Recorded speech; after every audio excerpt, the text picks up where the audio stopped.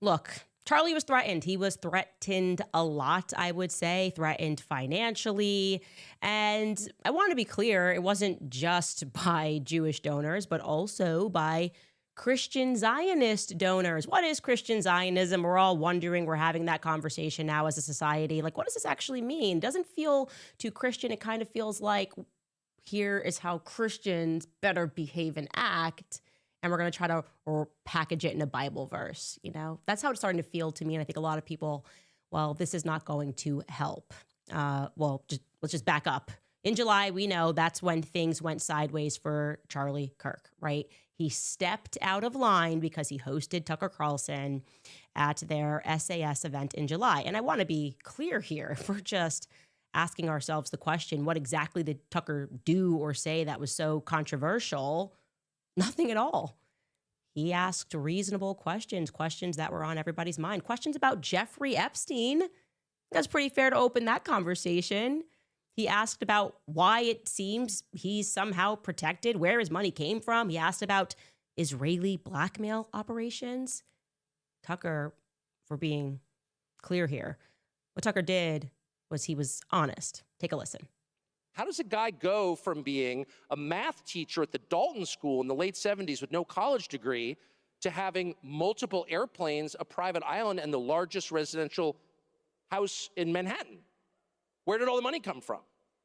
And no one has ever gotten to the bottom of that because no one has ever tried.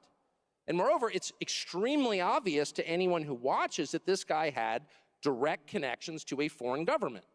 Now, no one's allowed to say that that foreign government is Israel because we have been somehow cowed into thinking that that's naughty. There is nothing wrong with saying that. There is nothing hateful about saying that. There's nothing anti-Semitic about saying that. There's nothing even anti-Israel about saying that. I've spent my entire life pretty much in Washington, where I knew and loved a number of people, including one very close person who worked at CIA. That has never prohibited me from saying, I think the CIA has done some horrible things, murdered a bunch of people, participated in the murder of a sitting US president. It's got a whole trail of crimes. That doesn't make me a disloyal American. It doesn't make me anti-American in any sense. I was born here. My family's been here for hundreds of years. I love this country. That's why I live here. So criticizing the behavior of a government agency does not make you a hater. It makes you a free person. It makes you a citizen. You're allowed to do that because you're not a slave, you're a citizen. And you have a right to expect that your government will not act against your interests, and you have a right to demand that foreign governments not be allowed to act against your interests. That's not creepy. It shouldn't be forbidden. And yet all of us have trained ourselves to believe that you can't say that somehow, that that's like too naughty and forbidden. And the effect of making that off limits has been to create a lot of resentment, and I'll say it, hate online, where people feel like they can't just say, like, what the hell is this? You have the former Israeli prime minister living in your house. You have had all this contact with the foreign government. Were you working on behalf of Mossad? Were you running a blackmail operation on behalf of foreign government? Oh, Tucker, but it is forbidden. You look out in an audience, they're cheering, they agree with you because it makes sense. But Tucker, to some people in this society, if we're being honest, they do view us as slaves. They've given us the illusion of freedom. They gave Charlie the illusion of freedom. Yeah, Charlie, go out there, fight for free markets and capitalism. This is your company. This is your organization. You built this. You were young. You didn't get into West Point, and you built this because you care about free markets and capitalism. And of course, free speech. And then when Charlie started prodding the narrative about Israel, suddenly he realized he wasn't a free man. He wasn't a free man at all. And he wasn't even free to invite who he wanted to invite to speak on his stage. You know, I showed you guys that text thread. I could show you more, where Charlie was saying that he's thinking that he wants to invite Candace. Well, also, I can confirm to you today that on September 9th, amongst a smaller pool of TPUSA employees, Charlie sent a text saying, the day before he died, that he wanted to invite me to AmFest. Yeah, no, that wasn't allowed to happen because this Tucker speech wasn't allowed to happen. That speech was disobedient to Israel's aims. I'm going to now read you an unhinged text message that Charlie received, this time from a female Christian donor, Zionist, of course.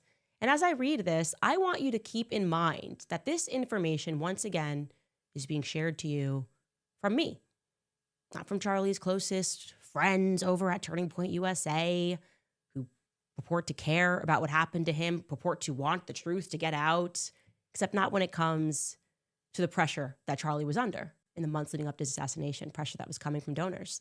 These people, in fact, wouldn't dare utter a bad word about Israel. Tons to say about Candace Owens.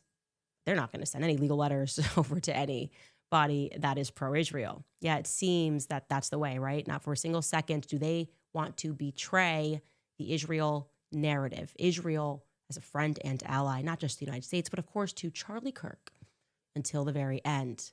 Now, I'm letting you know that I have copy and pasted this message and sent it to my team and sent it back because I want to make sure that where and who this message came from is not obvious. But this is a real message. Andrew Kovac can confirm it's real. Erika Kirk can confirm it's real that Charlie Kirk received this. Let's read this, okay? All of the people that trusted you, Jews and Christians, including me, why would you platform anti-Semites like Candace and Tucker? There are many evangelical Christian Zionists who would never give these people the opportunity to spew their hatred. I'm one of them. You say people are accusing you of being an anti-Semite because you disagree with the Israeli government. Well, what is it exactly that you disagree with? You threatened Jews and Christians with your 30 million followers. Are you kidding? Be very careful, Charlie. You are in violation of the 9th commandment by bearing false witness against your brother Judah. When was the last time you read your Bible, Charlie? I'm coming to you as a believer. Genesis 12:3. Obadiah and many more prophets warned that those who curse Israel will be cursed. Your TPUSA Tampa event was a disaster. Michelle Bachmann was booed, and about 10% walked out on her when she talked about standing with Israel. You brag about how you convinced all these young voters to vote for Trump, but you can't convince them to stand with our Jewish brethren. This is not a joke, Charlie. I'm coming to you as a sister in faith. You have accomplished so much by the hand of the Almighty, but he is going to lift his hand from you. Don't fall for Tucker, Candace, and the rest. The Jews are under attack. God warns us in the last days that he will wipe out the descendants of Edom because they stood by while their brothers, Jacob, Israel, was held in captivity and did nothing. Don't be counted among the Edomites. It will be to your peril, as well as the unfinished work God was going to do through you. But it's in a Bible verse, so he should be like chill with that. No, he wasn't chill with that. He did feel threatened by that.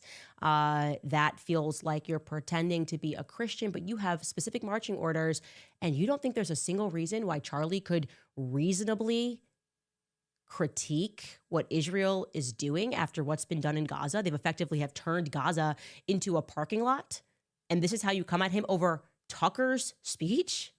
Tucker's totally reasonable speech speaking about Jeffrey Epstein. Hey, he harmed children. And he is being protected because he did that on behalf of Israel. He did that for Israel. A blackmail operation for Israel. Everybody knows that, including Gen Z. And you're telling Charlie it's his job to convince Gen Z, like he's a psychological operation, that that's okay? That what Jeffrey Epstein did is fine? Because he has to stand with Judah. He has to look at what happened. And he's got to flip to Genesis and understand that even when they are behaving murderously, even when they are harming children, he better figure out how to support them and how to lie to people about how he feels about what they're doing. That's really something. It's really something, again, that you are hearing this from me. It is becoming increasingly difficult to imagine how Turning Point is not naming and shaming these people. I give them an opportunity here. Why don't you come out and say who sent Charlie that message? You won't. You won't. Of course you won't. You're lining up employees and firing them for literally no reason. We have proof of that later. Before we get to that,